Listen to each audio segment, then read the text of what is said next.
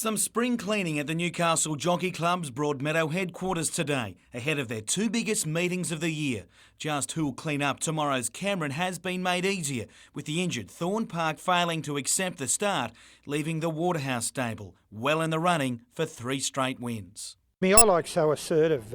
He's well weighted. His 3-year-old form was outstanding. He's had 2 runs back from a spell, needed the run first up, and he won impressively last start in town. He's one of these 4-year-olds on the way up. While the John Hawkes trained Crawl is top weight for the 1400 metre journey, Hugh Bowman's mount, Wyangan Pines, is considered one to watch. Locally trained, Brit's Best has strong claims too and will start from gate 6.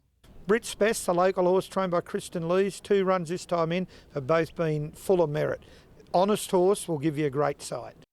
With Chris Lees now looking after the Fame stables, his late father Max will forever be remembered at Broadmeadow with the Jockeys Lounge named in his honour.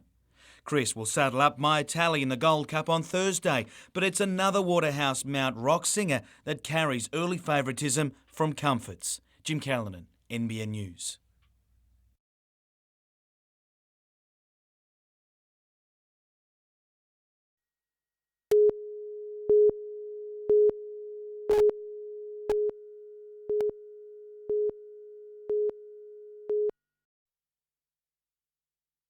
Emergency controllers from all services were called to the operations centre at Tighes Hill today to coordinate a response to the mock disaster. An explosion at the wheat silos in Newcastle Harbour, and it actually precipitates a number of other events, such as a ship being blown over on its side with people trapped on board.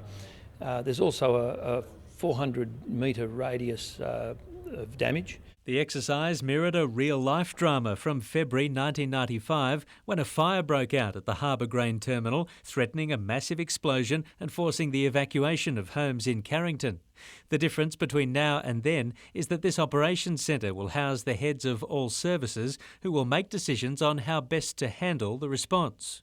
It's a bit like, I suppose, a war room in an army exercise, and that's where we find out how well we can do things and where we learn to how well we can work together.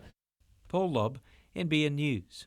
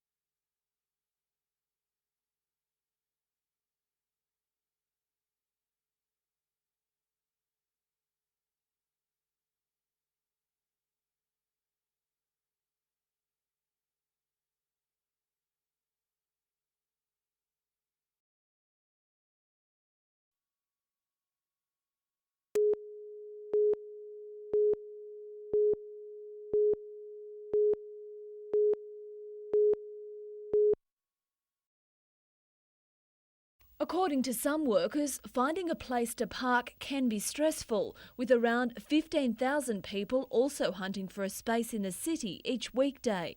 To make matters worse, 80 car spaces were lost this month when the Tyrrell Street car park closed. We're not talking about free parking, we're talking about any parking. There's no parking available after about 8:30 in the morning, which is a real issue for the workers, not only in the tax office, but right through the CBD, all workers through the CBD. Employees from the tax office attended a protest today. When the complex was built, only 40 car spaces were allocated for its 700 workers.